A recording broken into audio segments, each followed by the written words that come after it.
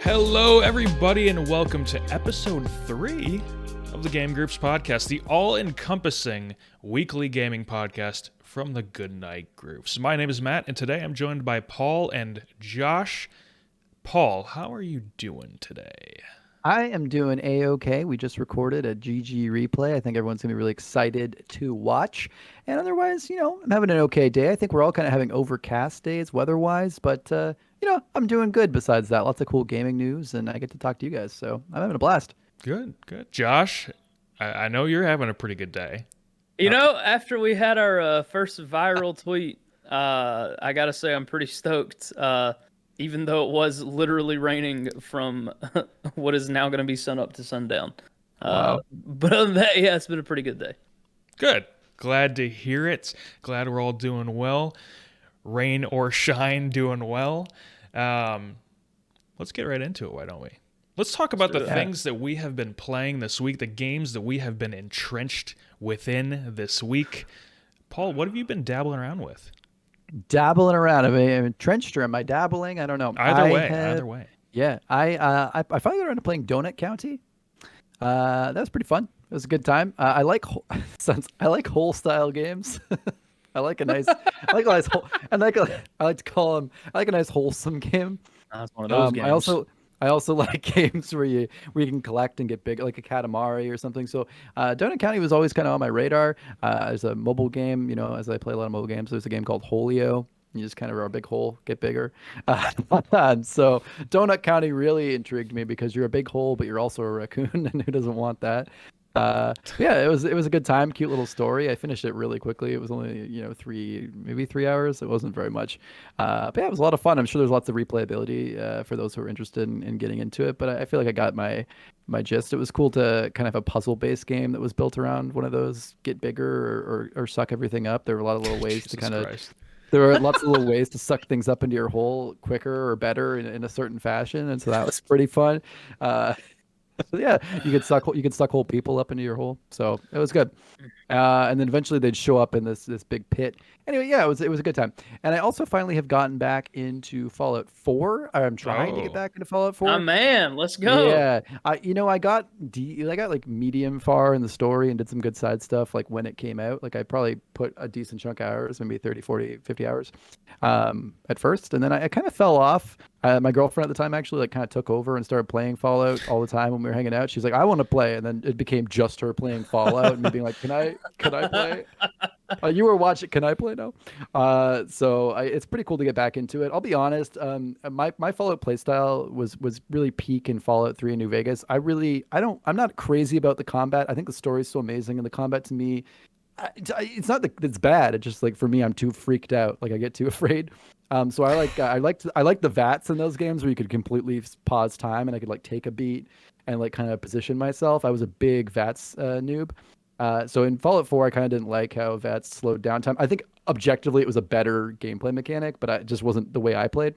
So I recently just downloaded a cheat mod that made VATS basically freeze time. Nice. I don't think they can do it, so they made it so slow that it feels like time is frozen.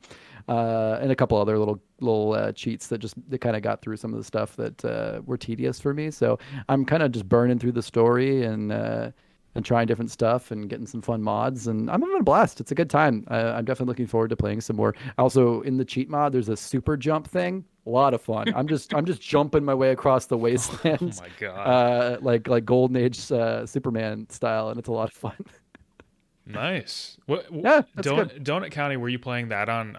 You mentioned mobile. Did you play that on mobile? No, it is on mobile. I played on it is. I played on Xbox because it's on Game Pass.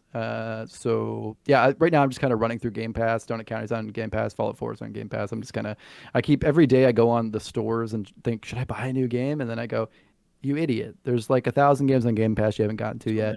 So I'm trying to work through those. So that's where I'm at. So yeah, it was a good time. It was a good week. Did you get all the achievements? In Donut County? Yeah. Oh, I don't think so. I got a few. I wasn't really. I was just kind of playing it casually, and then once I finished the main story, I don't know what it was. Wasn't super compelled to go back. It was cute. The dialogue was fun, but I wasn't gonna go back through and do everything for I wouldn't platinum Donut County, let's say, but it was fun. Is it about like a donut shop? What? Yeah, it is. It's about it's okay. a just like a super. It's like about like a raccoon who owns a donut shop, and other Oh, raccoons have okay. kind of entered the city. And he like when people order donuts, the joke is that he like has this thing that like he has this like mobile app that like sucks people up into a hole, and he calls those donuts. And he's like, they ordered a donut, and you're like, that's not what donuts mean. He's like, they just asked for a donut. I don't know. I'm just That is and so strange. it's weird. It's funny. It almost felt like it had like Japanese inspired humor in some ways. Like Oh, just okay. some of the humor was really kind of like goofy like that. I don't know. I liked it though. It worked for me. So I'll definitely check that out if you have 3 free hours at some point, 2 free hours maybe. It's a fun little romp. I'll have to recommend if you do get to the point where you're really pushing Fallout 4 and content and it like grabs you, Yeah. play the DLC. If anything, play Far Harbor. Far Yeah, Far Harbor, Harbor sounds great. so goddamn good. It's like bar none, probably my favorite bit of DLC that Bethesda's released yet. Really? Whoa. Okay.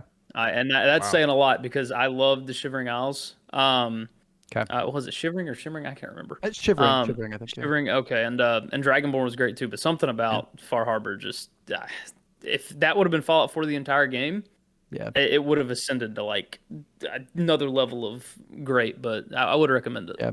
Perfect. I will definitely check that out. That sounds awesome. Good story stuff in that. Yeah, fantastic. It actually, they finally bring back choices where choices are kind of more limited, to Yeah. yes, no, sarcastic, what, are kind of the four options, and they kind of finally Yeah. bring back skill checks, and Okay. they make your special card matter a little bit more compared Yeah. to More like gray decision making kind of thing, less like black and way white more hero gray. villain. Yeah. Yeah, Love that. there's Love that. some actual decisions that make you feel a little uncomfortable, which is what I love in Fallout, and Yeah. it finally Perfect. hit that home. So it leans more into the RPG aspect of the game. Definitely. Nice. Well, Josh, we'll continue with you. What have you been playing? Funnily enough, last week, did a bit of a flip flop. I was playing WoW, and then all of a sudden, you realize, you ever have just this like aha moment? You're just like sitting there, whatever it may be. I don't know. Maybe you're sitting in church and you're like, "Why am I here?" That's a rabbit hole. But I was just sitting there, and I was just like, I'm bored. I'm done Yeah. with this shit. Yeah. I was like running around Korthia in 9.1, and I was just like, this is awful. I'm bored. I'm done. I hopped off. I opened up Final Fantasy 14, and then that's basically just been all I've been playing. Yeah. Come home, Final Fantasy. I've been playing through A Realm Reborn. I've gotten to like level 37 or something. It's a little bit of a slog right now, but it's enjoyable enough because the character progression that they've actually built into it is really satisfying. Like now that the training wheels are kind of coming off of my initial like job or class that I've chosen, which is a Lancer. I'm now a Dragoon technically, and it's Cool. it works and syncs up a little bit better, and it actually is feeling like a whole class, more so than from the start. Because I get it. If someone joins in this game from the start, Yeah. and plays these first 10 levels, you have to push through the first 10 levels because Yeah. they are brutal.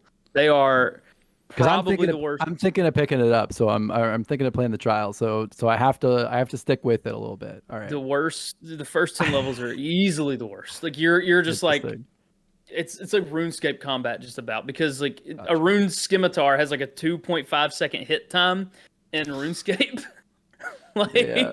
Which is basically what you have with your spear in Final Fantasy. So, but if you push through that, you'll have a good time. But I've been having a blast, and I can't wait to finally get the Heaven's Ward and check it out, and maybe actually finally dive into some endgame. But I've got a long ass way to go.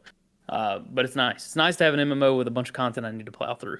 Nice. Yeah. Well, I'm sure we'll come back to that stuff later, later in the show. Paul, when you do play Final Fantasy, when you get into it, ask questions about the job system, because coming from another MMO, it's very confusing how it works. Okay. Way different.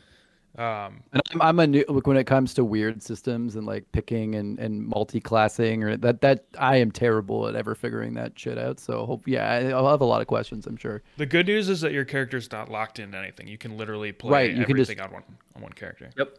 That's so cool. You can like, I think I watched some videos. You can like change. You can like basically make an alt in the same character and just like have an alternate playout, like rollout kind of thing, loadout. Yeah. That's what I'm trying to say. And Basically, just to go ahead.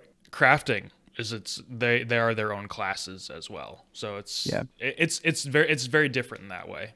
And that's like the one way where it's really different from other traditional MMOs. Cool. Yeah. So I played some Ghost of Tsushima this week. I went back to it. Continuing onward. Yeah, I played close to 20 hours this week. I'm somewhere in Act 2. Have no idea where in Act 2. I think near the beginning.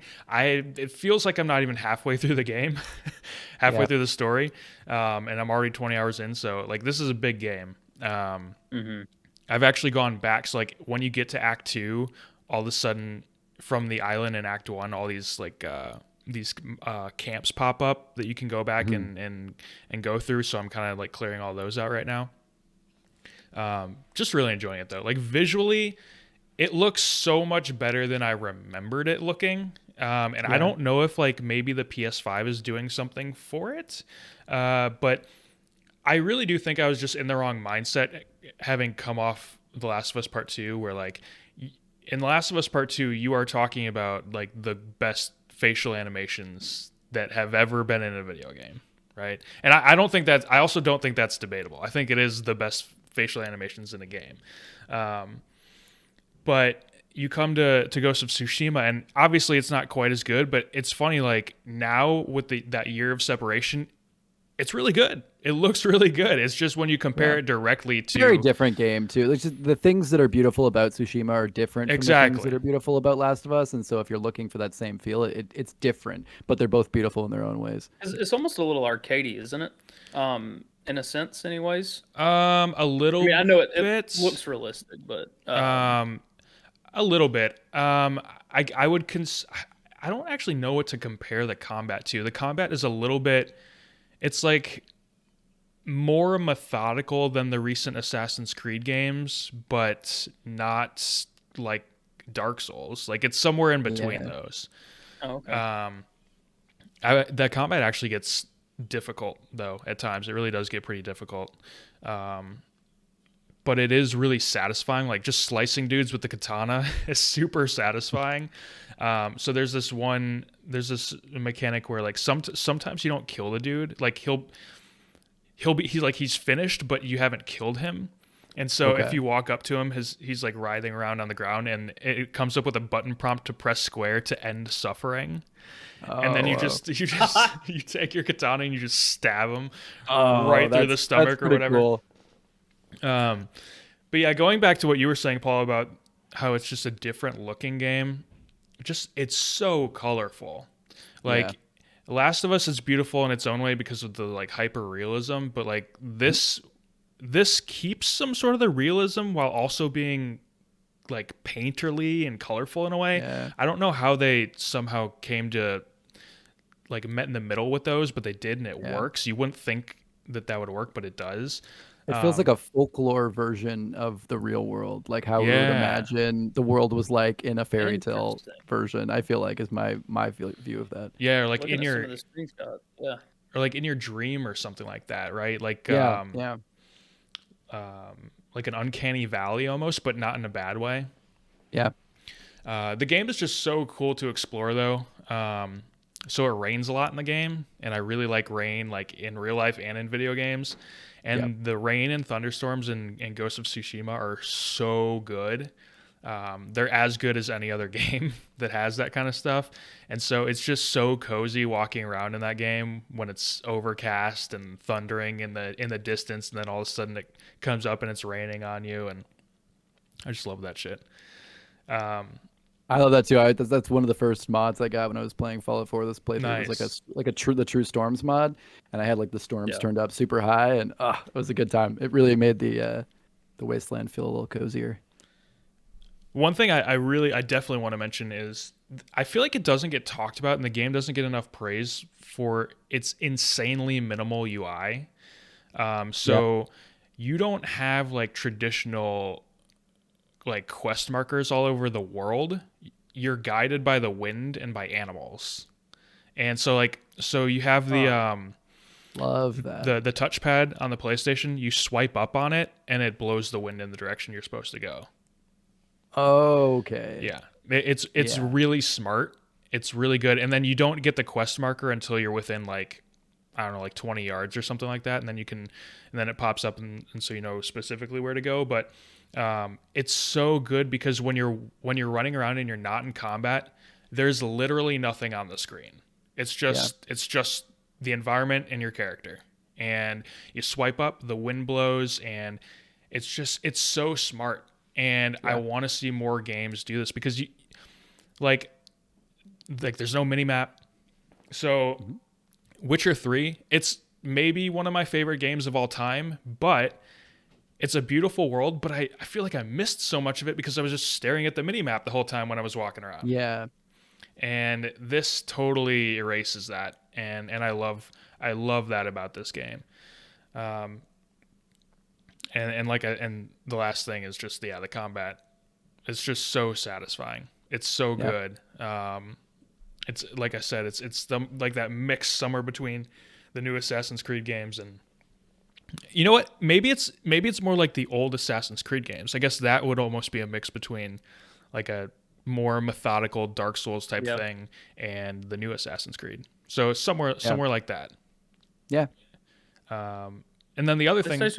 Oh, go ahead, Josh. PlayStation. No, you're good. I was just asking. It's a PlayStation exclusive, right? Yeah. Okay, I got you. It is, and I've got the director's cut with the expansion coming in August. Right. The other thing I played this week, and Paul joined me in on this with our other buddy, is Sea of Thieves, and so we played. We love Sea of Thieves, and huge fan. Obviously they just added the Pirates of the Caribbean stuff, and so we did the first 2 Tall Tales for the Pirates of the Caribbean the last week, yeah. Mm-hmm. And there are 5 of them. They take like 2 hours, 3 hours if you're a little lost, like we were in the first one. I would say that I enjoyed the first one more. What about you, Paul? Me too. Yeah. So the first one was more like just straight solving puzzles. Because like clearly, like I think Rare knows that combat is not the highlight of those games. Like combat is just not polished enough, and so it was really cool in the first one entering that and not having to worry so much about fighting because it's a bit hinky. I think that's partly why the second Tall Tale wasn't quite as satisfying for us because we did run into things where combat was a little bit buggy or went on way too long. We had some bullet sponge enemies, and the first one was just pure fun. It really felt like this. Sorry to jump on you, but I just felt like this amazing Rare game. There's this one point where you find this different boat that's got like a golden monkey key, and the music just in this boat area sounds so much to me like Treasure Trove Cove Banjo-Kazooie music, and it's just in that one area. And it just feels so fun. And the gameplay is not built on fighting. It's just built around finding things and finding clues and running around. It really just felt like such a classic Rare title, and it was amazing. It really brought some magic into the Sea of Thieves, which I think already has so much. Josh, have you been on the ride at Disney World? No, the Pirates of the Caribbean ride. It's been so long since I've been to Disney World. No, I haven't. Okay. Well, so the first Tall Tale is basically like an adaptation of the ride. It's really cool. You have the same music. You basically walk through the ride, yeah. You have the same music, you have some of the same characters, you have like literally lines from the ride, like directly. The voice of the guy saying "Dead men tell no tales" is like the voice from the ride, and they repeat it. And as you're going through, you see guys, and like it's like they have these little tableaus of like skeletons and ghosts that were kind of doing the things they do on the ride as you go by in your boat, and they're singing "Pirate's Life," and it just really feels like you're like walking through a ride. There's even like a little flume part kind of thing. It's so amazing. Like it just feels it's really cool and well crafted. I feel like Disney actually had quite a hand in designing more than just giving them the rights to the pirates, because it really feels like an homage to the world in the ride more so than the world in the movies. Not that the movies aren't there, but it's definitely got a lot of ride influence, which is a lot of fun.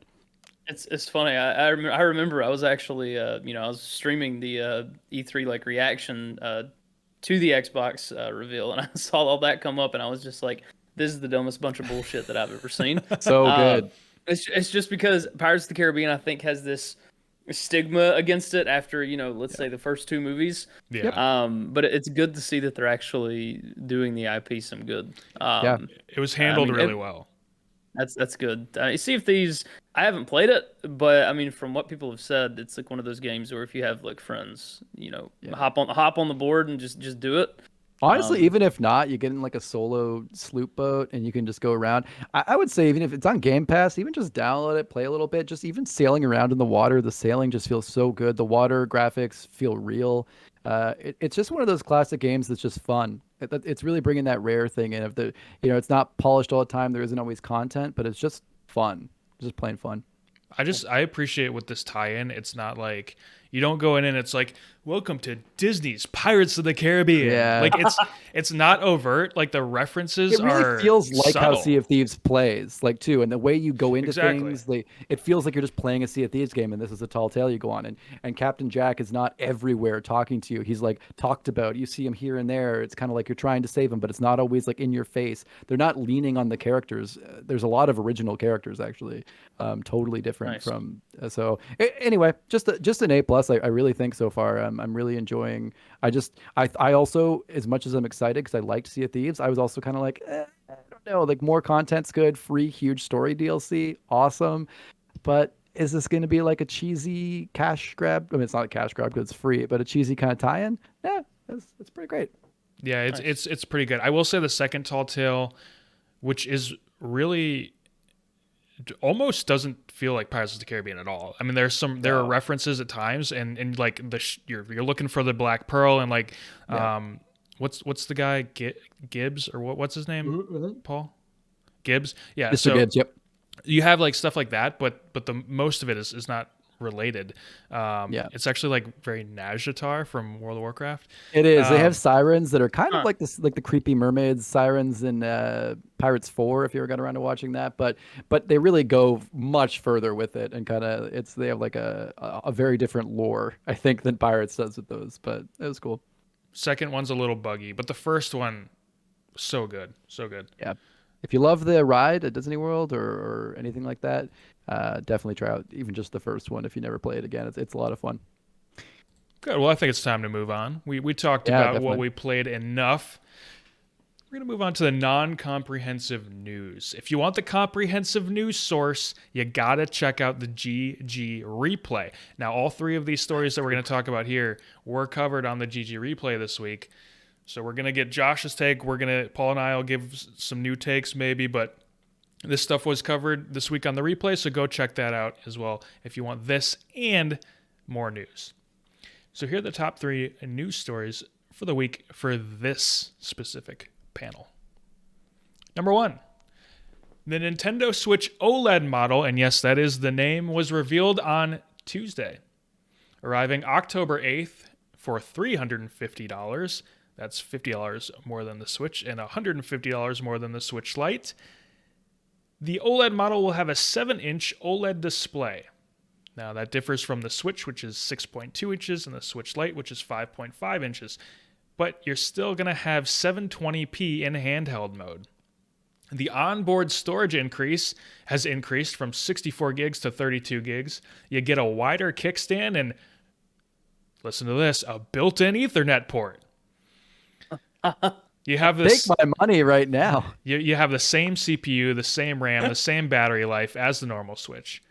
Guys, what do we think about this? Josh, let's get. We talked about a lot on replay, and I'm sure we'll retread. But Josh, I feel like you have a lot to say.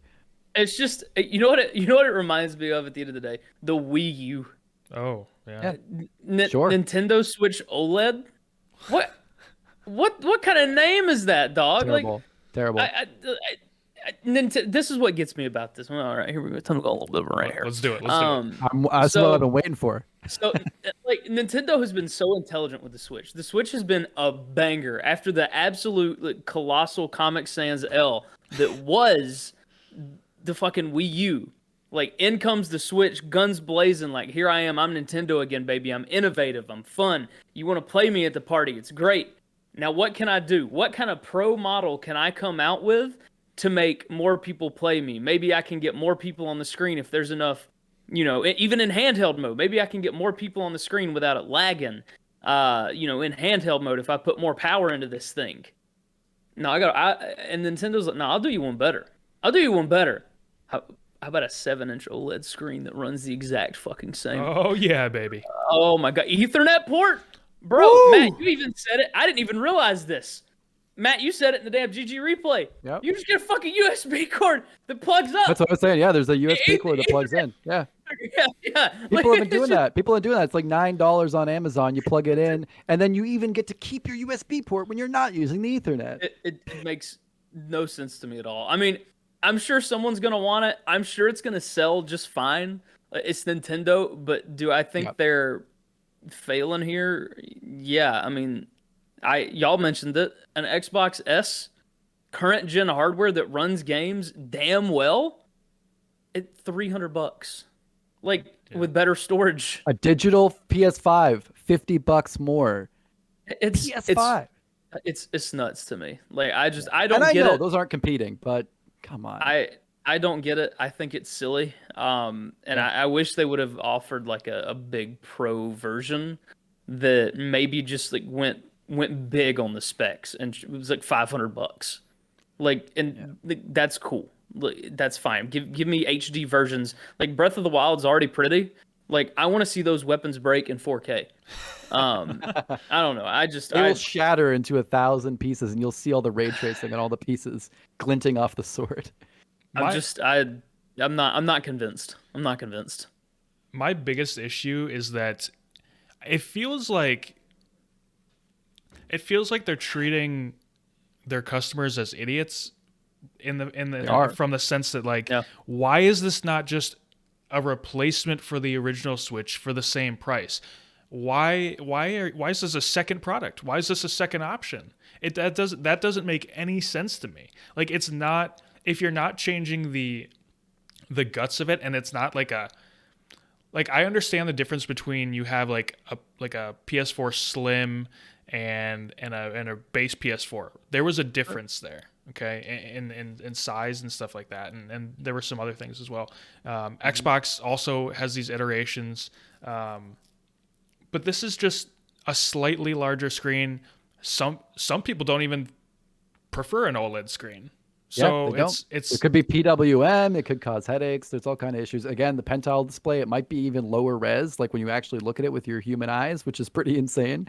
To see a lower res Switch screen, like it can be any lower res. It's like I feel like Chandler Bing. Can it be any lower res? So not great. Not great.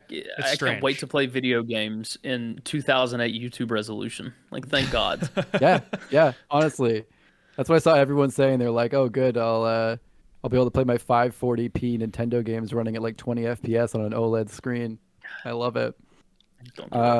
Yeah, I mean, at the end of the day, I mean, I just think, like I said before, I was upset too, and then I kind of thought I'm still upset, but I just kind of think, Nintendo doesn't care. Nintendo is making hand over fist money. The Switch is crazy profitable. It's still selling. It's not stopping. It's not slowing down. They don't need to bifurcate their market. They don't need to make a pro, and then some people want the pro and some people don't. We talked about this a little bit, Matt, but again, it looks like from what I was saying, based on the Tegra CPU, for them to change architectures and have a pro model, they really would have to develop the games differently. It wouldn't be like the Xbox or the PlayStation where you can just scale it up or down because it's not like using PC architecture. So it could really split up the market for them. So I think they just don't care. They're like, why don't we put out a new one that, like, Nintendo's famous for this. I mean, look at they came up with the Game Boy Advance. I remember this was big when I was a kid, the Game Boy Advance. The Game Boy Advance was the Game Boy. It was just like kind of wider and it had a different shape. And then like a year later, they came up with the SP that had a built-in backlight and had the flippy thing. And you could charge it instead of changing the batteries out. It had a rechargeable battery. And it's like, what was the Advance? The Advance was this weird half step that they just wanted to sell more hardware that year. So I really feel like that they just want to something. Look at this. They announced it in June. It's coming out October. That's not a surprise. They're waiting till holidays. They're going to try to sell way more of these for $50 more, make a little premium. I think they're getting greedy. They think the Switch is selling great, but what if the Switch were $350? Well, we can't jack it up. Right. So why don't we just add like a tiny little feature to be like, this is the Switch you want, but not actually make costs go up. Yeah, I love the Switch. For the most part, I like Nintendo. But I love the Switch. I just think that this is such a weird second option, half step, like Paul said, similar to the Game Boy Advance. Although I will say the form factor, the Game Boy Advance at least gave you like a different form factor, and it was Yep. So, it changed a little bit. This is a slightly larger screen that is arguably better, arguably not better. It depends on who you ask. It's a 3DS XL, really, is the closest we can come to like a comparison. Yeah. And it's just, I don't think it really warrants money, especially when this is a console that a lot of people play docked, and the people who aren't playing docked seem like I don't think, I haven't gotten the sense that people are like, oh, my Switch screen sucks or it's so small. That isn't really something I feel like people are saying, but I mean, Nintendo's clearly showing who they're shooting for, and that's the handheld market and the casuals and the people who just play their Switch on the bus, not the people who want to sit down, gamers, if you will, want to sit down, dock it, and play Nintendo like we all kind of imagine it would have been. Right, that's the other thing. Where are the enhancements for the docked crowd? We got the Switch Lite. That's purely handheld. This is. I think we know. I think we know what Nintendo says. Nintendo says we don't care. Docked is cool. If you want docked, you can have docked, but they don't care. Just a regular old Switch. That's it. Yeah. There you go. Have they made any advancements to the battery at all? No. Doesn't sound like it. It's just gonna be. There's a chance, I would say. So here's the thing. Some people said, well, with OLED, maybe there's going to be a better battery because of deeper blacks, but no one's developing their games with deep blacks, because if you don't have an OLED Switch and you're playing in a normal Switch, an LCD Switch, then it'll actually use more battery power on those. So it's very unlikely to have any battery change even for the OLED. Yeah, it just seems like a weird. I mean, it's. You know what? I take that back. It's not weird. It's just disappointing. It's Nintendo. It's completely Nintendo. It's not weird at all. It's so typical of just being like right there and not just not going far enough. And we're talking about the company that can still sell Super Mario Odyssey at $60 and still. That's the thing too, right? It's push copies. If it ain't broke, just fucking. Why would they put it on sale if people are willing to pay full price? And why would they come up with a better Switch when people are really happy, almost more happy than ever, to keep buying the same Switch? And so, I mean, what's the point for them? I mean, they can do the bare minimum and they're bank, and hopefully, at some point they're going to come up with a slightly better one, but only when they have to, because the sales go down probably. But exactly. That's what we're getting. If you want to play Mario, this is the world. And I was thinking about this, just to go on a tiny little tangent, but I was thinking about this earlier today. When I was thinking about this was I was thinking about the Tegra CPU, and I was thinking about how far behind the CPU and the GPU are on the Switch, and it made me think about phones. I was thinking thinking about the iPhone chip, and I was thinking about, this thing could blow out of the water the Switch, and I was thinking wouldn't it be so cool if forget Apple, what if you could just put some stuff on there and we could put Nintendo games. But then I started thinking, what, again, props to the Switch, it is tough, the thermal envelope on the phone is way too closed in. That thing overheats like crazy if you start trying to play a really high-end game for too long. And also I was thinking pass-through battery, like the Switch has pass-through, so you can play the game and not use up your battery power when you're plugged in, versus the phone, if you're playing something on your phone and you have it plugged in, it's just continually using battery power and recharging your phone and heating up. So I was just thinking, and I was like, I mean, it's not like it's rocket science to make what they made with the Switch, but it is tough. No one else is really making anything like it. So it'd be easy. I was thinking for a second, it'd be easy to say, oh, we could just do this somewhere. Maybe we could hack our own way into doing this, but not really. It's not really. Nintendo's still the only one doing something like this. So until then, we're kind of stuck with it. Yeah, exactly. My guess is don't expect a Switch Pro at this point. Switch 2 eventually, but not a Switch Pro. Also, I don't know though. Nintendo's so Nintendo. I feel like maybe in 2 years there'll be a Switch Pro, and then a year later there'll be the new console. The new console. You don't.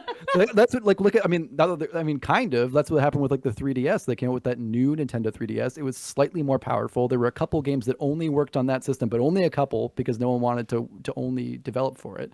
And then a year later they came out with the Switch. So, it's weird. Nintendo does weird stuff like that. So it's hard to say. That's the other thing, Josh, that we were discussing on the replay is the Switch 2, what is it going to be? Are they going to get too cute with it? Are they going to jump the shark? Are they just going to screw it up? Are they going to stop making the Switch and make something totally different? Look how great the Wii was, and then they made the Wii U. Are they going to just go are they going to get rid of the dock? Maybe they're going further down a path that we're not even thinking about. It's crazy. Get rid of the dock, put a projector in the back of the Switch. We don't know. They just come out with the craziest stuff, and until we play it, we have no idea if it's going to be good or not. And I think it's impossible to predict Nintendo, because they're playing their own game. We're playing chess, and they're playing, I don't know, they're playing mahjong. All I'm saying is the PS Vita was ahead of its time. I agree. All right. Absolutely. Next story. We can talk about that forever. Assassin's Creed Infinity was quietly announced by Ubisoft on Wednesday. Very quiet. Now, normally Ubisoft Montreal and Ubisoft Quebec alternate as the lead developer on Assassin's Creed titles. Now, for AC Infinity, Montreal and Quebec are going to be working hand in hand, but Quebec will be leading the project. Quebec is recently responsible for Syndicate and Odyssey. Odyssey is my favorite Assassin's Creed game. So I'll just run down the details that we have so far, and then we'll get into this. So the idea is that this game is going to be more of a live service and feature an evolving world with changing settings. Jason Schreier noted that in this sense, live service doesn't necessarily equal multiplayer like it does for GTA Online or Destiny. It could really just be one hub world that leads to various historical settings. So it could basically be like one hub world that goes to different Assassin's Creed games, and then you get new Assassin's Creed games added on every once in a while. Maybe it's like smaller games or something like that. So the Assassin's Creed games have played around with live service features since Origins, but Infinity would be going all in on this. Schreier also said that the game is still a long way off, that it likely won't be out until 2024 at the earliest. What are we thinking about this? Paul, do you have some thoughts on this? I mean, I've said a lot on replay, and I feel like this is a running thing that we talk about all the time, is that every game is becoming a game as a service, and I think I don't blame them. It makes, in some senses, it makes a lot of sense a lot of the time. I mean, when we already have games that are halfway there, just finish it up and make a game that's built around that. But that being said, specifically talking about Assassin's Creed Infinity, I think this is a good. I think this is a good franchise to do something like this with, because when you have games like this coming out all the time, different. I mean, they've really made Assassin's Creed like tour history and tour all these historical places and go to all these different sites. I mean, they have all those built-in things to the last 3 games where you can like basically like go on a historical museum tour without playing the gameplay aspects and all that kind of stuff. Very, very cool. So clearly that's what they've leaned into heavily. And so I think it makes a lot of sense. It really works with the storyline too, with the animus and everything else. The idea of just, hanging out in a hub world, you'd pop into a pod and you go to a different time, and they all exist. I think it makes perfect story sense too. So, and again, they're making different games. The graphics change over time. Why not just use, a solid engine that you can work on over time, and just add new games and update as you go, and just make it all part of one game. And instead of being like, I'm going to go play Assassin's Creed Valhalla, oh, I liked Odyssey better, just be like, I'm playing Assassin's Creed and I'm going to go in the Valhalla world. I'm going to go to Viking Town. And it's like, okay. So I don't know. In that sense, I think great idea. I think this is the perfect place to do it. That being said, Ubisoft's had issues with games as a service. Everyone's having games with the service issues in the sense of figuring out exactly how to do it, balancing, normal one-time purchases with microtransactions and with subscription fees and with battle passes. I think it's incredibly hard to not screw it up. I think it's incredibly hard to do it perfectly. And something that you were saying, Matt, too, to even kickstart a little bit more, is you were, it's hard to keep a game going graphically, especially when you want to change things around. The reason why Fortnite and games like that work so well with an evolving world is because the graphics are so stylized. And even something like World of Warcraft, they've been able to keep that going for 17 years because the graphics change little bits here and there, but overall they have a timeless look. Games like Assassin's Creed often have a very realistic style. Is that something we could, so are we going to have Assassin's Creed for 6 or 7 years, like one whole console generation, and then you'll have all your games in there, and then they'll have another hub world? I think that's the worry, is how far apart can we go between hubs before they're too often too, and then it becomes a absolute mess. So sorry, that's kind of my word vomit. I don't know if anyone wants to pick up on any of those thoughts, but that's a lot of my thoughts about AC Infinity. Yeah. No, go ahead, Josh. I think Assassin's Creed needs a shot in the arm. I mean, don't get me wrong. I think they successfully did that with Odyssey, by all accounts, from what I've seen. I think they tried with Origin, and I think I personally couldn't stand Origin. Odyssey seemed okay for what it was, and then Valhalla just kind of seemed like more the same as Odyssey. I could be way off point there. Someone correct me if I'm wrong. But I just think it needs a shot in the arm. So why not give the live service a go? Uh, you have so many things you can explore story wise in the Assassin's Creed universe. Like the fact that we haven't seen a feudal Japan yet. In the Assassin's Creed universe, it's built for that. It will be perfect for that. And that just seems like an opportunity you can just roll with it and do it. And there's so many other options, that you can run with. We still haven't been to Africa. The future would be cool, maybe, or something. Exactly, yeah. Aztec or something like that. Yeah, yeah, exactly. Anything. There's a lot of cool options. I just do wonder, what will the pay structure look like in that? Like, is this going to be a subscription service? Like, am I going to be paying for a Game Pass for Assassin's Creed? That's a good question. That's really the big question, I think. I just kind of wonder which direction we're going to have to run with this. Because I think it's because all three of us gamer boomers, we've all dealt with basically our physical copies, and now we're finally getting, brought along into the Game Pass era.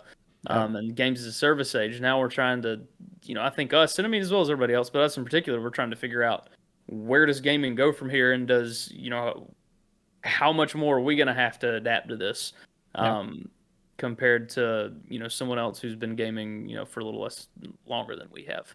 I don't know. I'm interested to see which route they go with it, but I mean, we're a long ways away. Are we going to see another Assassin's Creed before that they are had in development? Good question. I would say like probably not. I feel like not too. It's shocking to me. I just can't imagine a world without it. But I also kind of get it. Like, just wait on it and build up the hype when it's time. But I think when you're waiting that long and building up the hype, people are going to get really. I'm already. I expect it to be perfect. I expect this perfect hub world that will have a bunch of mini. Even like I was saying in the replay when we talked about this ad nauseum, was. Maybe they come up with like 5 standalone DLC like sized games, 10, 12-hour stories, and they came up with a bunch of those in different areas to give you an idea of what that kind of hub world can do. Like maybe they don't come out with one big Assassin's Creed, but they come with a lot of little ones. And that kind of really gives you a taste of it, and then they can start developing from there. Because I think that might be what a lot of people want. I saw a lot of people talking about, Odyssey was cool or Valhalla was cool, but I don't have 100 hours to put in the Assassin's Creed game to finish it or to really even feel like I'm even getting. Like a lot of people said, Valhalla's story went on for a very long time. Like you're playing 30 hours just to get the main story. Yeah, and so more than 30 hours. I would say. Yeah. And so you're looking at that, and maybe. Why can't we have, less side quests, or maybe side quests are a different world you go to, and there's a world where there's a story, and the story's 10 hours, and you have it in a great time, and then you go to the Africa world, and then you go to the feudal Japan world.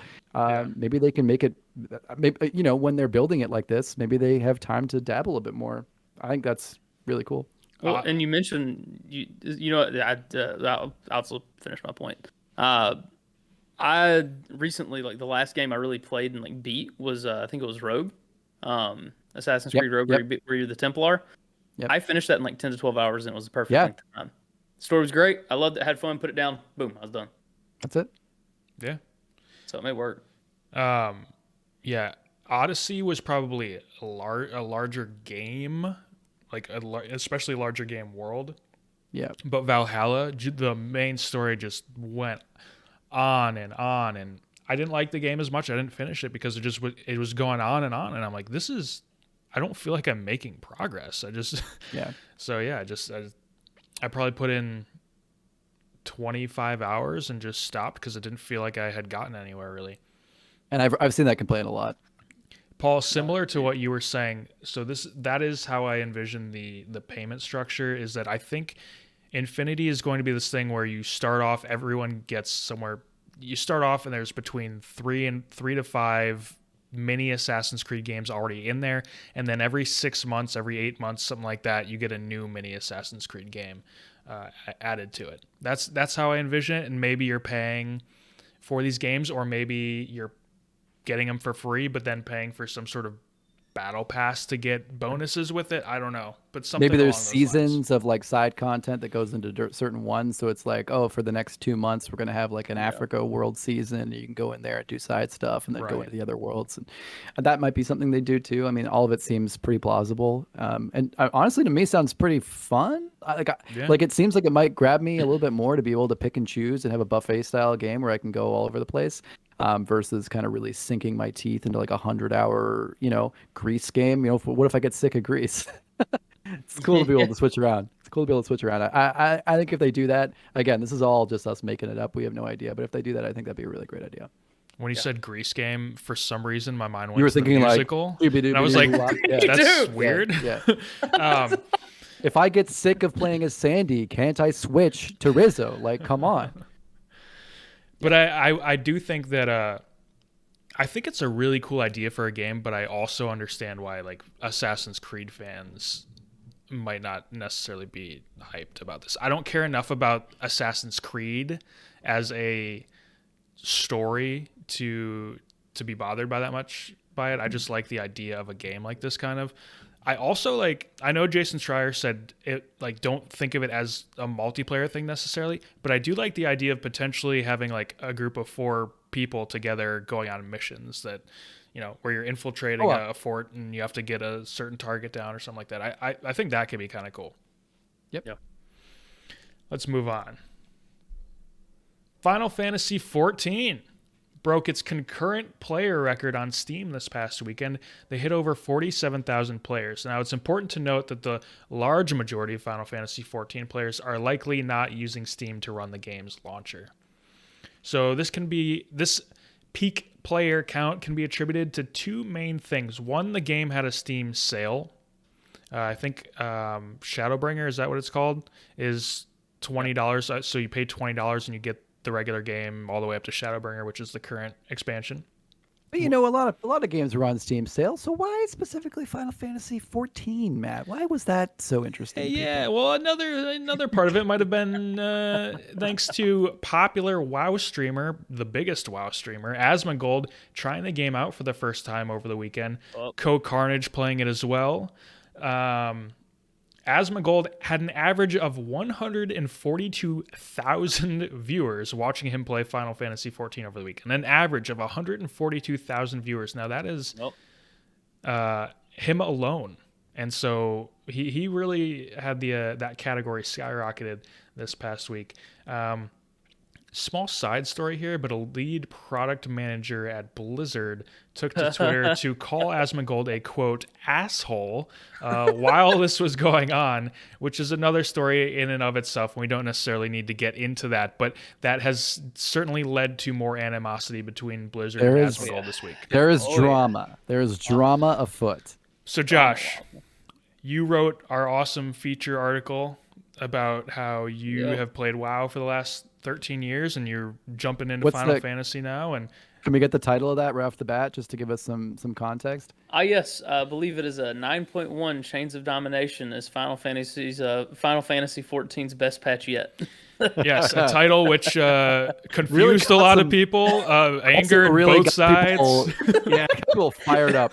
It was controversial, but that was the point, so it worked out. Yeah, it worked great. But a lot of people, specifically, of course, Final Fantasy XIV fans, are enjoying the article, as we've seen on Twitter over the last 24 hours. So, Josh, tell us a little bit about your journey with the game this week and why you think it's breaking these numbers now, aside from Asmongold and the Steam sale. Like, what is it about this game that's drawing people in?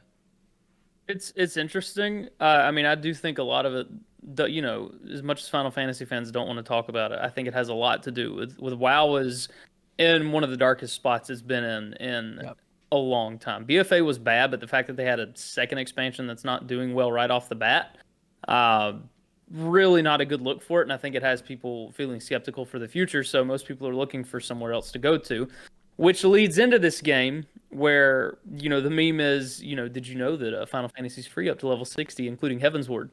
That meme is a reason. There's a reason for it because it's drawn people in already. And not only that, there's so much to do in Final Fantasy. Like, I have already put, I think, 25, 30 hours into the game. I'm level 35.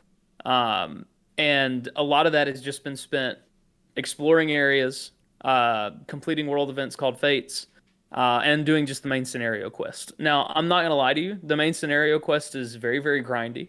But I think it gives people who are coming into the game a sort of on rails experience, and they know once I finish this on rails experience, I'm one step closer to the end game. But I think what people seem to forget, and it's not where I'm not even there quite yet either, but as you get through the slog that is the main scenario currently, even that I'm on, you get to Heaven's Ward, and apparently it just busts wide open. And then you have a few other expansions coming down the line. Shadowbringers is one after that I've heard that people just have absolutely gone nuts over. So I think it's the fact that all this new content. It's another tab targeting game. People are raving about it already, like people who've played it for years. And I think it's just a hot new thing. There's other MMOs out there. There's Guild Wars 2. There's Elder Scrolls Online, and you have New World coming out, and Ashes is getting some hype behind it, but it's a ways away. I just think this one is the most well fleshed out MMO next to WoW that's currently out, and it's drawn a lot of people in. Because I get it. I completely get it because it's done it for me as well, and I'll try to conclude my point relatively quick here.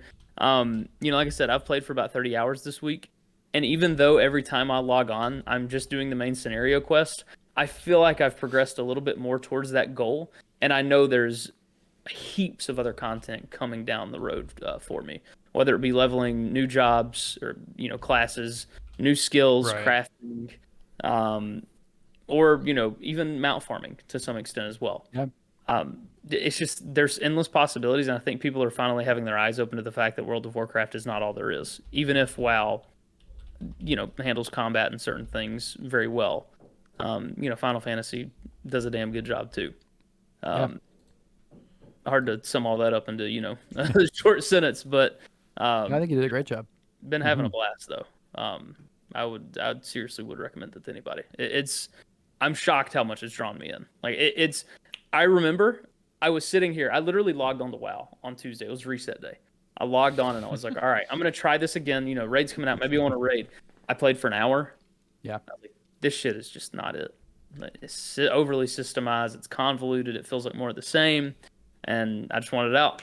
Got on Final Fantasy and I hadn't got back on WoW since. So, I think you'll see more and more of that, at least until the next patch of WoW, and maybe if they get rid of some of the clutter, and really have some crazy story beats or something to draw people in. Just out of curiosity, and not to take us down a tangent, but sorry, I just wanted to, on that last point, just to hear your opinion on this, Josh. As someone who's playing current content on WoW, do you think there's any credence to the idea that maybe they're going to pull a Warlords and just kind of like stop developing Shadowlands too much so they can move on to something better? Or do you think that's not really going to be the case? Because 9.1 had such a long gap. Do you think there's a possibility that they might leave such a long gap or working into the next expansion, or do you think probably not? It's funny. Normally, I would say yes if this is when like 9.2 was coming out. But it's already lasted so long that I feel like they've probably had time to work on 9.2 as it is. Yeah.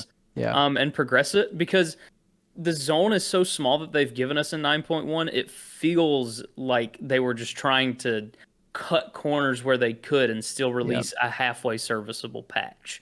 Gotcha. With the raid and mega dungeon. I think we'll get a 0.2.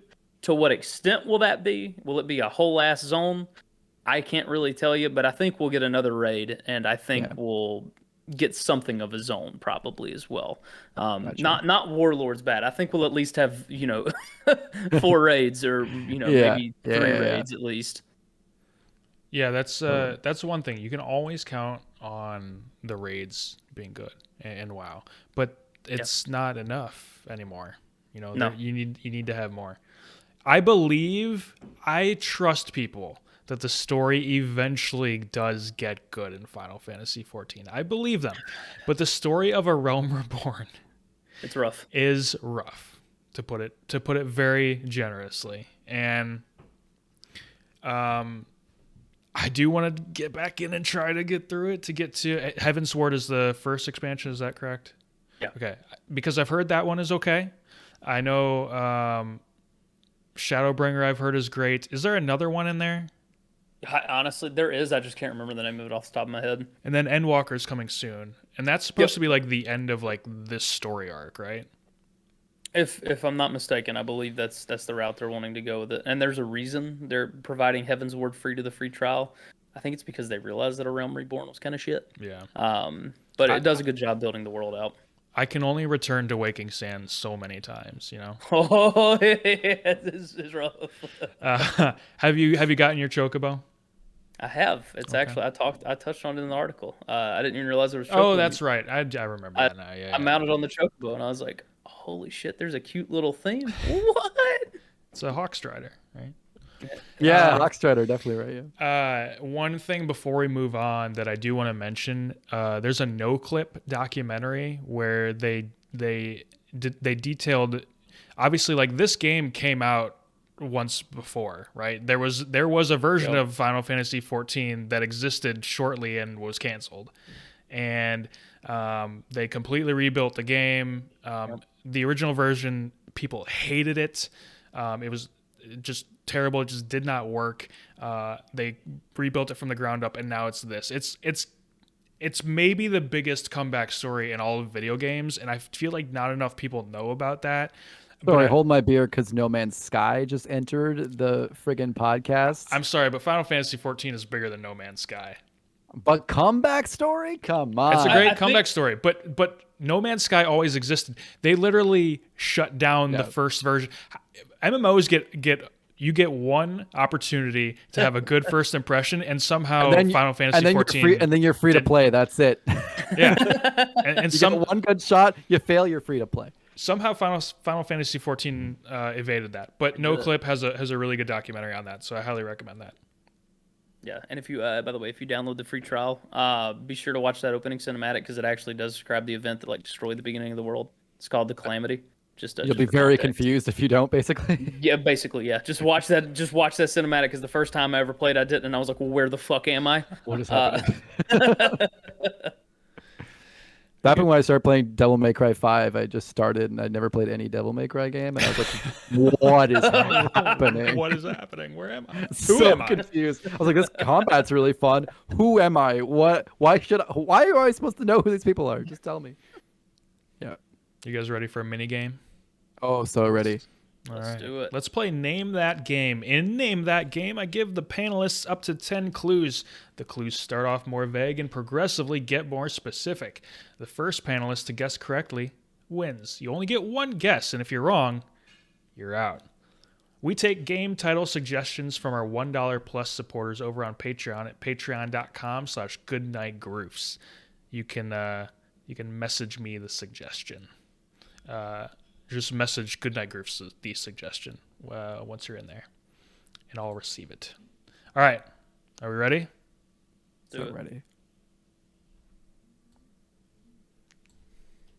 I just realized I wrote the clues, but I didn't write the name of the game. Okay, now I have it. All right. Good thing I remembered. All right. This game sold 4 million units. Anyone got it? Not a clue. This game holds a score of 96 on Metacritic. This game first released in 2007. Halo 3. No. Fuck. Ah, shit. All right, time to just vibe out, baby.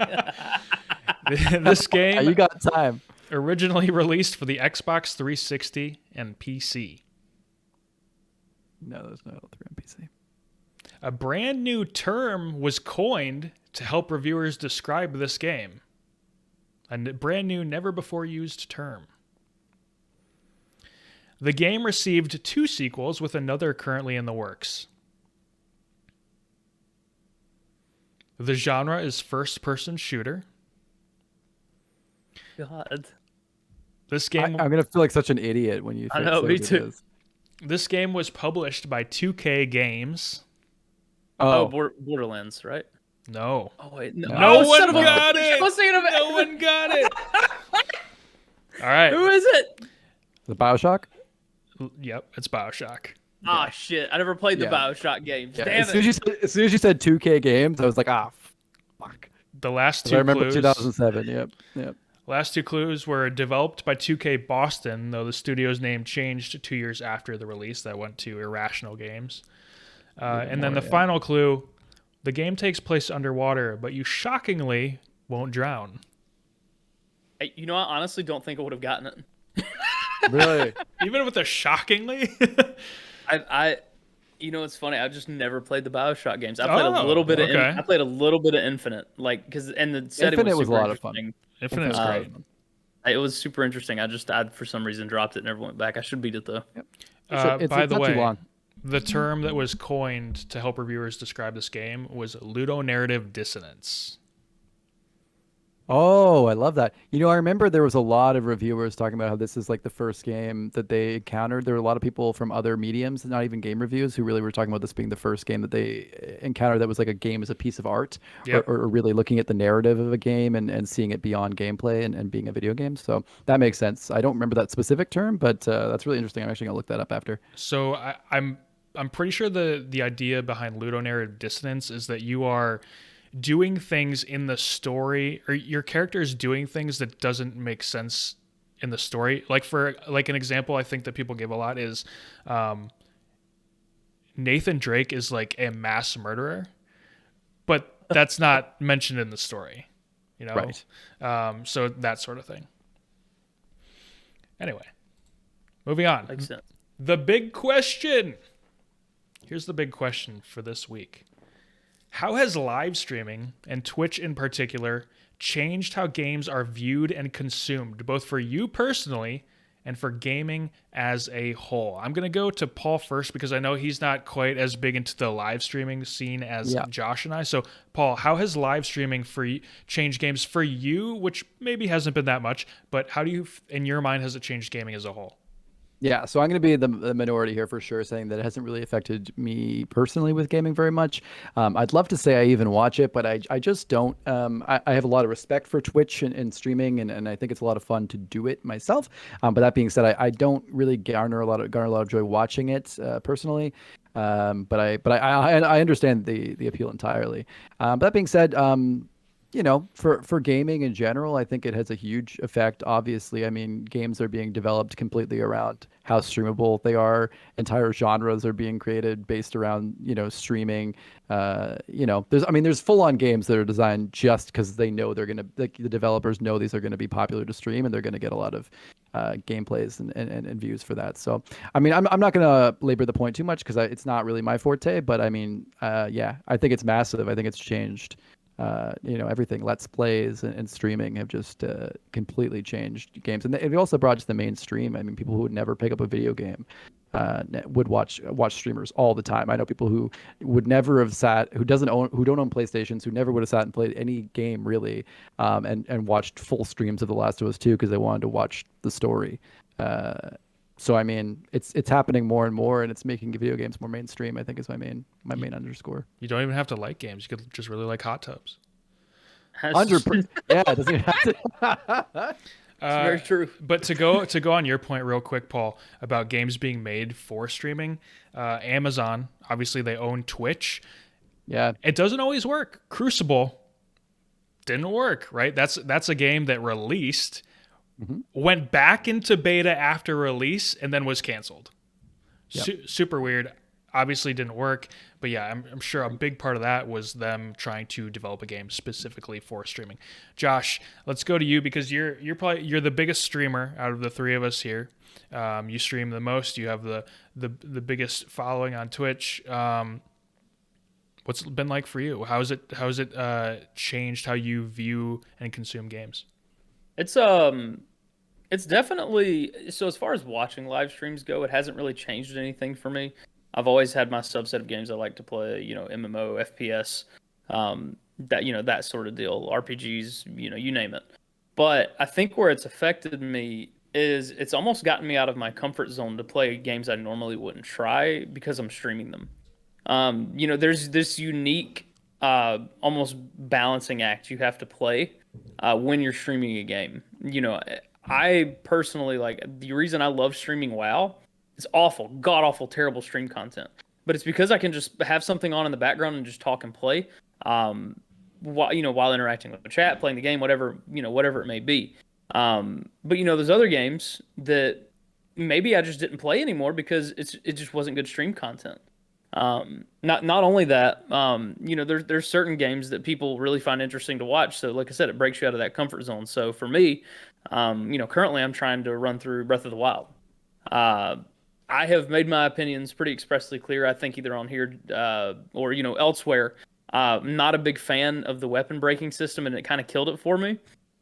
But what sort of helped me take that distraction away from me is playing it on stream, and having chat there, interact, make it a funny moment when, you get absolutely ripped to shit because your weapon broke. It adds a little more where it's normally just, God, my fucking weapon broke again. It's more of just like, oh, it is what it is now. It's chill.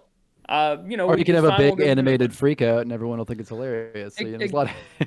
Exactly. So it's changed me that way, but less so with what I've been watching from streamers, because I watch the same old streamers, watch a lot of just chatting, hang out, react Andes, that kind of stuff for sure. As far as changing gaming as a whole, I mean, I think it definitely has. I'm not sure in what ways it's going to do that in the future. I don't know if people are going to make games specifically for it in the future. Like you said, it failed on that one attempt. There is a very, very simple game. It's just a racing game called Marbles. Barely a game, but it's something that works, and it's something that took off. I do think like certain games do a good job of lacing stream interaction and chat into their games too, though. Also mods as well. Dark Souls 3, there's a mod where chat can, you say, like, roll. And that, feeds that feedback goes over to your game, and you roll, and you're on the side of a cliff, and there you go, bud, you're gone. So there's a lot of unique ways to play it too, and I wonder if that'll just be, maybe at one point just put into a game in the future just on its own. But who's to say? But I think game companies are definitely becoming more aware of it for sure. Yep. It can also give games second life too. I noticed that not the game second life, but it can give games second life. And I noticed that Matt and I have noticed that before, and I can't think of any specific examples. And I'm sure Matt can probably, either of you can draw some, but there's been plenty of times where a game has failed or not been popular or never really took off, and then streaming just brought it. I mean, Among Us. There you go. A game that existed like a year or two before it even became popular and then exploded. That can happen all the time, and so I mean, and I'm sure companies are aware of that, and I'm sure I don't even have to guess. Companies are definitely putting money into pretending, like, probably, advertising with streamers, getting certain streamers to stream their games. I mean, they know that this is what can bring games back from the dead or make them more popular. It's an advertising route for a lot of companies, and depending on who you get, they might be more willing to play ball in different respects. So, yeah, I mean, Twitch made 4 developers, the 4 developers who made Among Us, it made them go from, well, we had this game come out 2 years ago and it didn't really do anything, and now they're millionaires. So it's amazing. And then you see Among Us clone type games showing up on Twitch. And so that's the way things go. For me, for streaming, I think the number one thing that I got out of it was that it let me go back through my backlog and clean that up a little bit and go back to games that I probably wasn't going to go back to. Dishonored 2 had been on my list for so long, but I just never went back to it. But because I was streaming, I was like, I need a game. Let's find something that does pretty well on Twitch, but not a whole lot of people are streaming at this time. And Dishonored 2, it worked out, got some followers, and had a really good time playing the game. And having, specifically, there's a crazy riddle in that game. And chat, me and my wife, we were all together working for literally 3 hours to get the riddle. And we did it, and it was awesome. It was a good moment. So that sort of thing is good. As far as watching Twitch, I enjoy watching a few streamers here and there, mostly smaller streamers. But what I use Twitch in a way where, like, if I'm looking to buy a game, maybe I'll watch like a review or two, but then I'm going to Twitch to actually watch someone playing the game, and actually seeing the live gameplay myself, and And I feel like that's really helped in making smarter purchases for myself. Because there are a few games that watching a review, I was like, oh yeah, they're really hyping this up. It looks really good. And then I would go to Twitch and be like, okay, it's really not what they made it out to be. And so I'm thankful for that. Any last words on the big question for this week? All I've got. All right. Yep. Let's move Tapped on out. to one more mini game. We're going to play Claim a Game. Okay. In Claim a Game, I give our panelists a choice between two games, and I ask them which one either sold better or which one scored higher reviews. They have to claim one of the games. Review scores are taken from Metacritic and based on the best scoring platform. So like if it came out on PC, Xbox, PlayStation, whichever was highest, I took that. We'll play 8 rounds. The panelists can make the same claims, but whoever made the more correct choices at the end wins. All right? Cool. All right. Okay. Very exciting. And then you Nice. gift us all the games on Steam, right? If we win. Totally. For the anecdotal purposes of the podcast, sure. We take matchup suggestions for Claim a Game from our $1 plus supporters on Patreon at patreon.com/Goodnight Groofs, where you can message us your suggestions. This is the $1. You get something, guys. Yeah. Let's go. The love $1, it. you're asking questions, you're giving us suggestions for games. All right, let's do it. Round 1. I'm excited. More units sold. Horizon Zero Dawn or God of War 2018? I've got it. This is actually hard as shit. I know. I knew it would be because they're all. It's just like you don't know if it's not something you look up. So it can. Does it count from? I'm about to miss this. Does it count from every platform, like combined, or is it? Just Yes, one but these were platform? both only on PlayStation. Well, Horizon's been on PC though now. That's true, and it did count those numbers. I'm pretty sure. Okay. Oh shit. Okay. I'm just shit. And if I'm it just didn't gonna- count those numbers, it wouldn't have changed the answer anyway. Yeah. See, the thing is, like, I really want to whatever Josh does. I want to say the opposite, just to make it crazier in the game. But I also There are 8 I also rounds, don't so know. you guys you'll differ at some point, I'm sure. Okay. This is 100% wrong, but no, I'm just gonna say it. God of War. I'm going God of War. I'm saying Horizon. Josh wins. God of Yeah. War sold 12 million units. Horizon 10 million. I really felt like that was going to throw us off because we would have Yeah. felt Horizon, especially with PC, would have so. But I just went for it. All right. Round 2. The higher Metacritic score. Halo Combat Evolved or Final Fantasy X? This one's hard as shit for me because I never These are played so Final different. Fantasy X. No, me neither. I'm just gonna go. It's the I'm first. just gonna. It's the first Halo is my thought, and I'm not going to give away my answer, but I'm saying like the first Halo, people maybe, I mean, it was critically acclaimed, I think, but also people may not have like been on about how amazing it was No. yet. Like, I don't know how but also it critically launched a Final Fantasy franchise. X was either. I Yeah. don't know anything. I only know what I 10 know was a about is big deal, 14. and 10. Well, it's not sales because I think 10 was the first one on Xbox, wasn't it? Which would have been a big deal, but I I'm think going with 13 was the first one on Xbox. oh, was it? Oh, okay. Final answer. I'm going with Evolved. I am going to go also with Combat Evolved Halo. You both got it. Halo Combat Evolved, a 97 on Metacritic. Yeah, I was thinking almighty. this is the game that launched a genre. This is the game that launched Xbox. It's got to be perfect. Final Fantasy X, a 92, solid score. Solid Still, score. not bad. Yeah. More units sold. Detroit Become Human or Bloodborne? Oh, I feel like it's Detroit Become Human, but I'm just gonna do my boys at From Software good. I'm gonna go Bloodborne. well, here's the thing. I think it's Bloodborne, but I love Detroit so much, I'm going to go Detroit. Detroit, Paul wins. Wow. Detroit, How 5 big? million units. Bloodborne, 2 million units. Oh wait, Wow, Detroit was cross, wasn't it?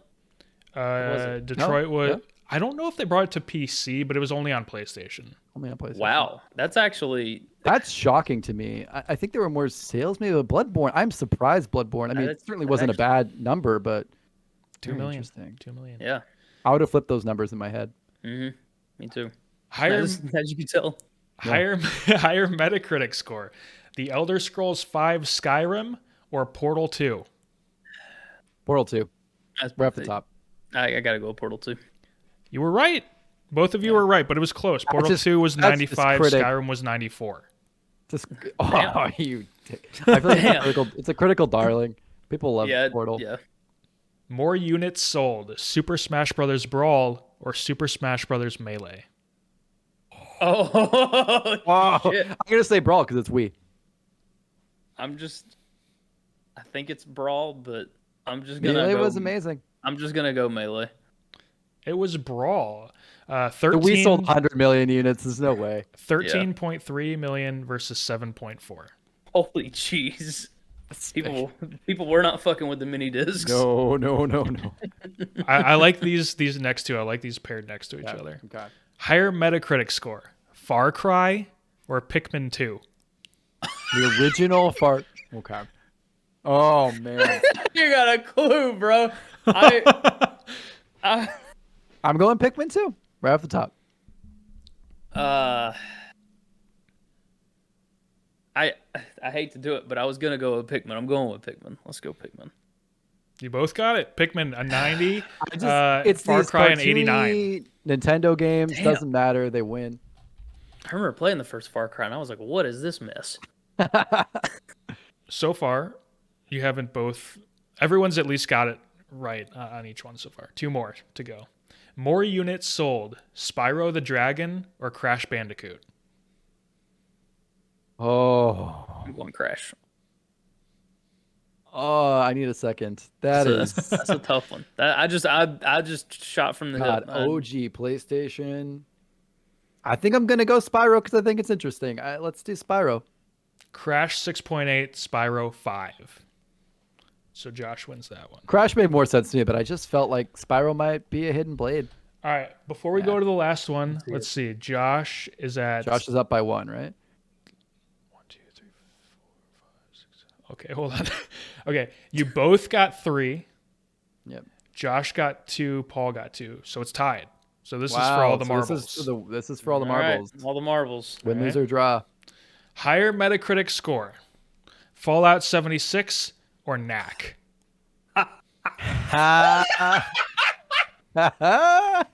Knack 2, baby.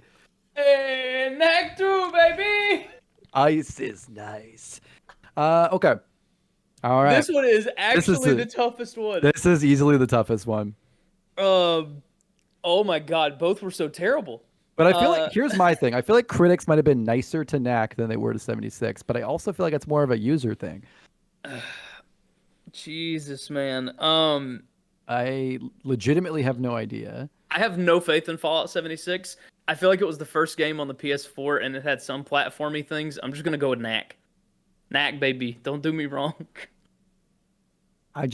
I want to go down with the ship. I want to tie here. Best case, I'm going with Knack. I just think people were nicer to Knack than they ever would have been at 76. I got to agree. Fallout 76 had to get just lampooned. Yeah. We ended in a tie. Knack a 54, Fallout 76 a 53. Now, so we did keep in mind, I picked the highest scoring platform. So the highest scoring platform for Fallout 76 was a 53. I think the others were 49 and 48, maybe. What was the highest scoring platform, if you remember? Oh man, probably Xbox. I think it was Xbox, but I really don't remember. Probably the mod. Maybe the mod community might have helped in that. But yeah, interesting. Okay. Good God. All right, so you tied. Thoughts on that game? I love that game. It's a blast. That was a great one. I love that. It was much better than Fallout 76. Knack 2 actually scored like a 66 or something. So quite a bit higher. Knack 2 actually had like some gameplay in it, so that makes sense. Although it sold terribly. It sold like 2,000 units in its first week or something like that. Like, I think you could actually jump in Knack 2, which was like a huge benefit. Yeah, and then they did so well they dissolved the developer. Yeah. The game that came on like every PlayStation. Oh yeah, Knack was bundled with PlayStation. Yeah. I beat it, and I was like, "This was wow. I would have rather played Medal of Honor, Rising Sun, or some shit. Jesus. Just awful." That's By the brutal. way, bring Medal of Honor back. It died during that time when every game was a World War II game. And SOCOM, and it never bring came that back too. Yep. SOCOM, that's a blast from the past. All right, we're moving on. Audience questions. Oh boy. Every week, we address 2 or 3 audience questions, comments, or concerns. We take questions from our supporters over on Patreon at patreon.com/goodnightgroofs. Leave your questions in the comments section of the previous episode's post. The $1 tier will get you access to question submissions.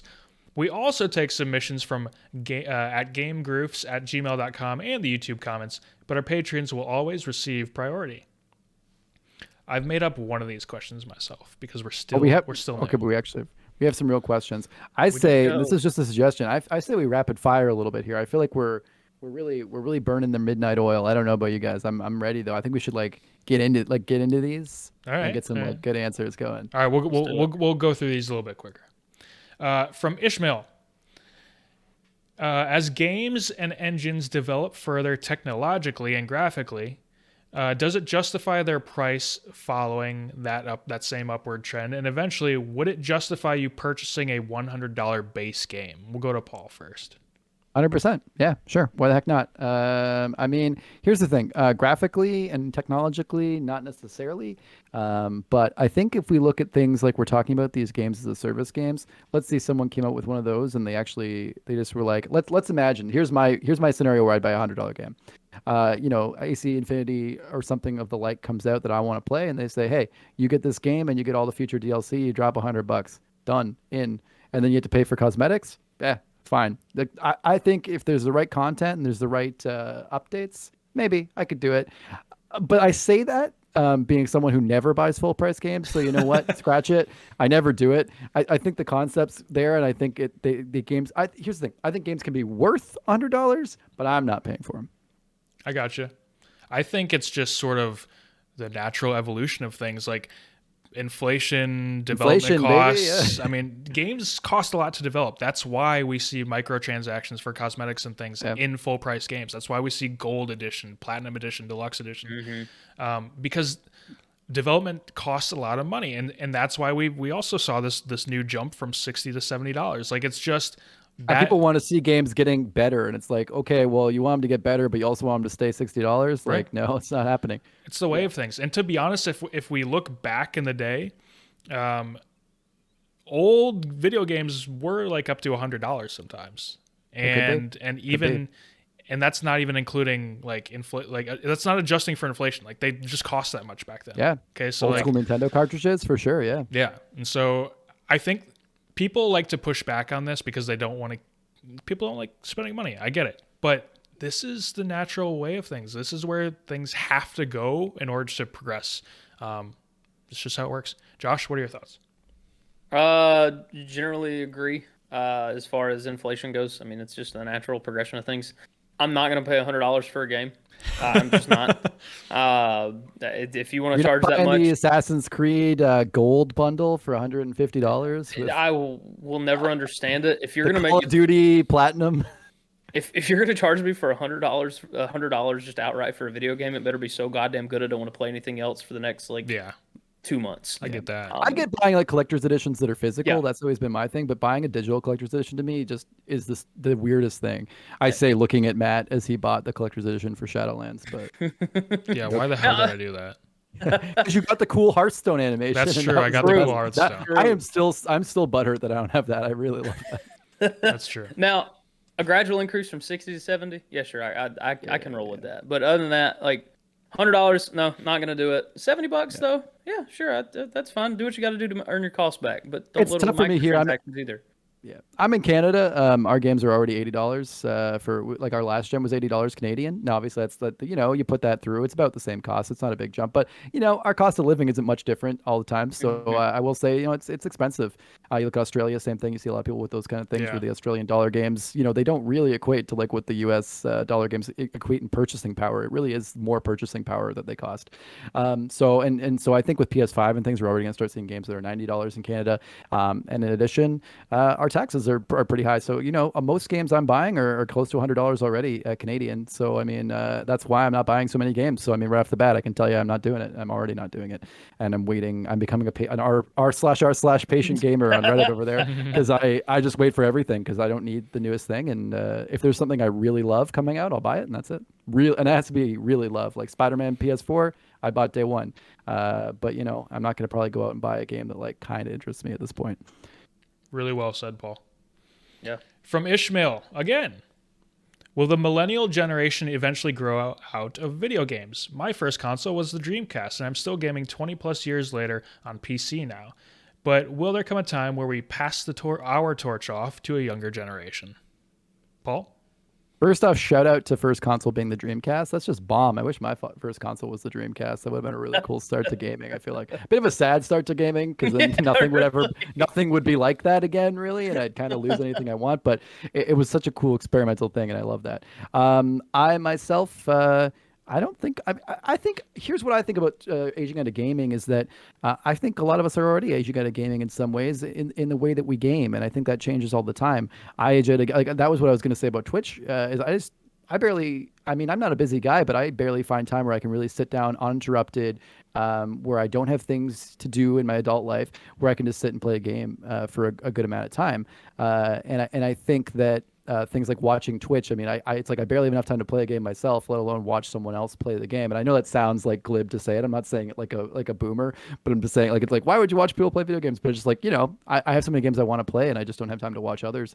And I feel it's the same thing with gaming in general. So I mean, no, for me, I'm not going to grow out of enjoying video games. I love them.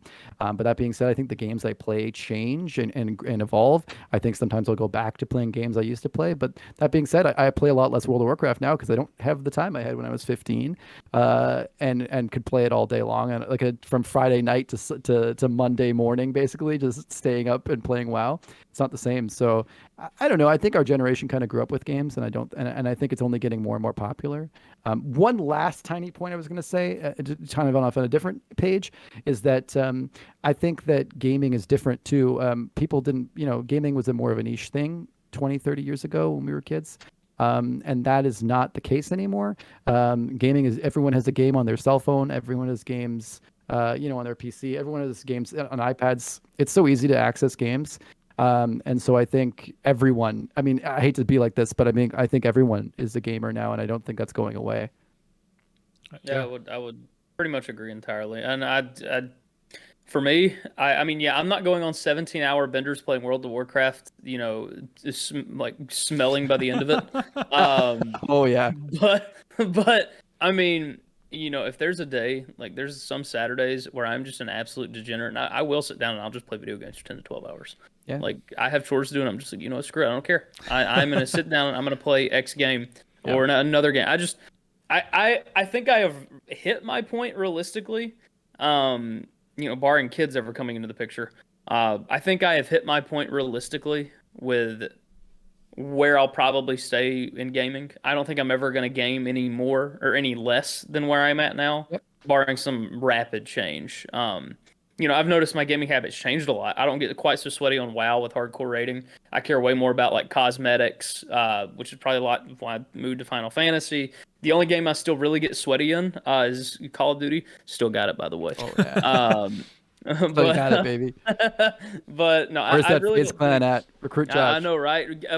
Bring my boomer ass in, baby. Yeah, Let's go. No, I don't think my gaming habits are going to change too much from here.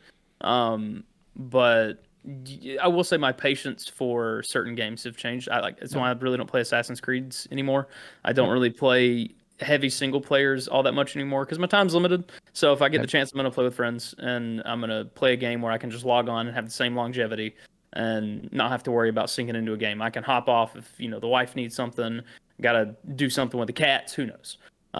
You nailed it too. I think that's something I have with games, like why I find I'm more choosy about what games I play, and also I find that that's why things like games as a service and all this kind of casual game, I understand it. I understand it being older. I understand that I can just drop in, play some Assassin's Creed, you know, pay once a month, drop in, do some stuff, and then, you know, pull out, and it's not a big deal, and I'm not missing like a long 30-hour story.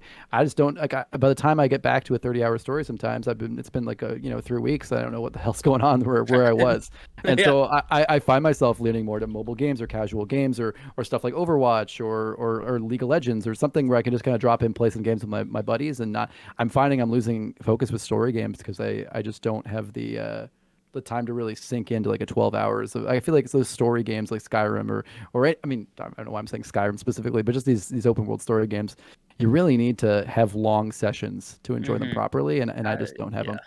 I can only play The Witcher for like an hour now, so I just put it down. Exactly. Yeah, I really loved playing The Witcher 3, but I could only really sit there and play for an hour or two, and then I felt like I just never was getting anywhere. Yep. And so yeah, I had to put it down too. That's funny because I'm actually gonna say the exact opposite thing as you guys.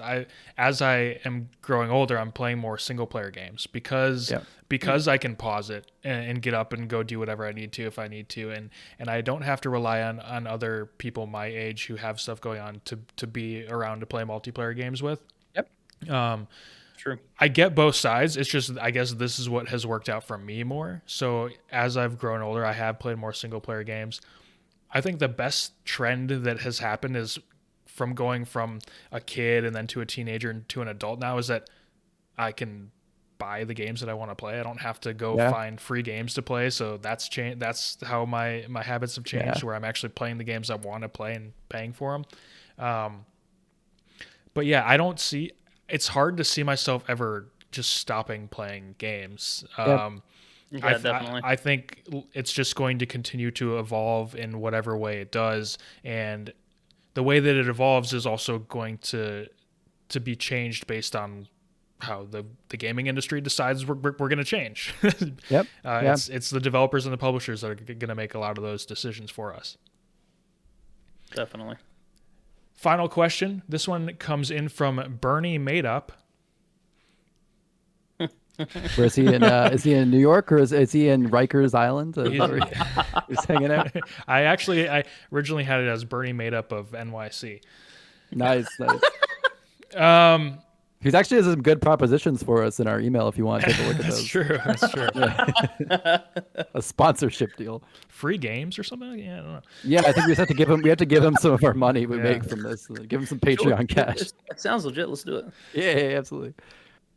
What's a unique location that you'd like to see done in a game, and what kind of game would this likely be? Josh, what about you? I'm just gonna go back to Assassin's Creed. The one thing that could get me into it is probably feudal Japan. Now, I should probably just play Ghost of Tsushima. I mean, I've got the PlayStation 4. I'm just gonna have like 14 hours worth of updates on it at this point. Mm-hmm. But yeah, I'd probably say feudal Japan for an Assassin's Creed game. Easy. Nice. Nailed it. Great choice. Josh. Yep. Or Paul. I'm gonna go off what Josh was saying, and I totally forgot. Africa. I think we don't see near enough games set in Africa. I think we can go on about developing countries and racial divides and systemic racism or whatever, but there's a lot of reasons I think we don't see games from Africa or based in Africa, but I think we should. I think it's something we don't see. And I mean, I say Africa, which is so funny. Again, that's another issue. I mean, Africa's made up of so many different cultures and countries, and they're totally different. And I think anytime we do see Africa in a game, it's Africa, not all of the countries and all of the different cultures. And so I just love to see. I think there's like a massive wealth of culture there, and I really think I saw a couple. I think it was a year or two ago. I saw something that was posted online, and it was like a couple indie games that were based in Africa, and they went through some of the different, like some of the countries, and they went through some of the different cultures, and it was really awesome. I just think we don't see enough of that, so I would love that. Let's just devote the next 10 years every game set in a different African country, and then we can go back to some other stuff. Let's like make up for it a little bit. We had enough games in North America or medieval Europe. There was an MMO on Kickstarter a while back that had a bunch of African themes. Yeah. I guess I would just pick like I honestly totally forgot to even give this any thought. So while you guys were talking, I was thinking it'd be nice to see a game like somewhere in the Rocky Mountains, I guess, like just being a mountain man somewhere in the Rocky Mountains. I don't know what it would be. Maybe some sort of like Fallout 77, baby. We moved from Appalachia over to the Rockies. I could see a survival game there really easily, but I think it'd also be cool to have some sort of like Nathan Drake searching for treasure sort of thing. Yeah, archaeology, like the Badlands, all the dinosaur stuff. Yeah. Anyway, definitely. Let's move on to the aimless last words. Oh shit. Paul, what is your meaningless final phrase for the audience this week? If you find yourself up a tree, always look for the bird's nest. Very nice, very nice, and stay away from underneath the bird's nest. You don't want to be shat on. Josh, what about you? I have a baby fall on your head. That would be embarrassing.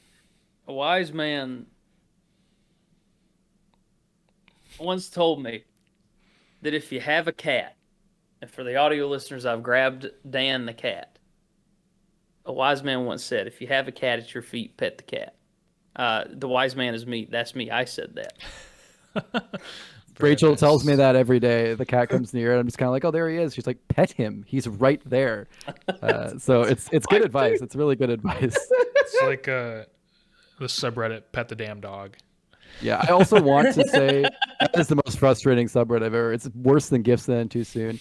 Also, I just want to say if there's any audio listeners out there that Dan the cat is just one of the great. He's orange. He's got stripes. He's a great looking cat. Feel free to skip to this part in the video if you really want to see him. He's posing right now. He's doing the Todd Howard the cat thing where he announces games with his arms straight out.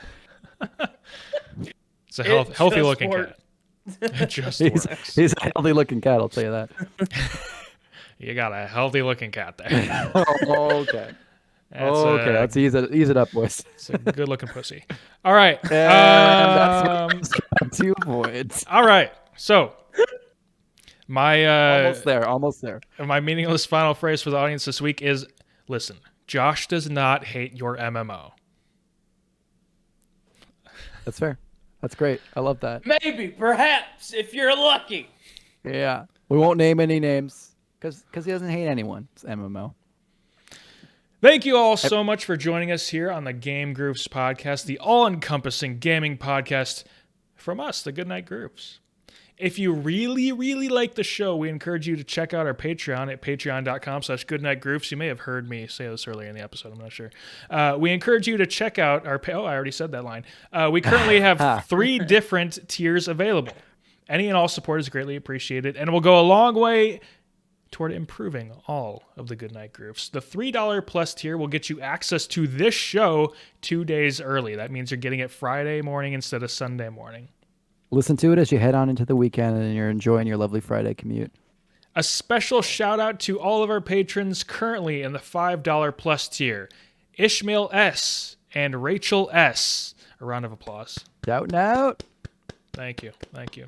We love it. Thank you, Ishmael and Rachel, for your Patreon donations at the $5 tier. We love to see it. We love you.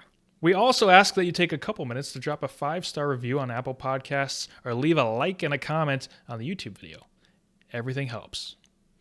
Make sure to check out goodnightgroofs.com for all of our content, where you'll find the blog, Josh's wonderful feature article, the GG replay, and this very podcast, and more coming soon, especially if you help us out on Patreon.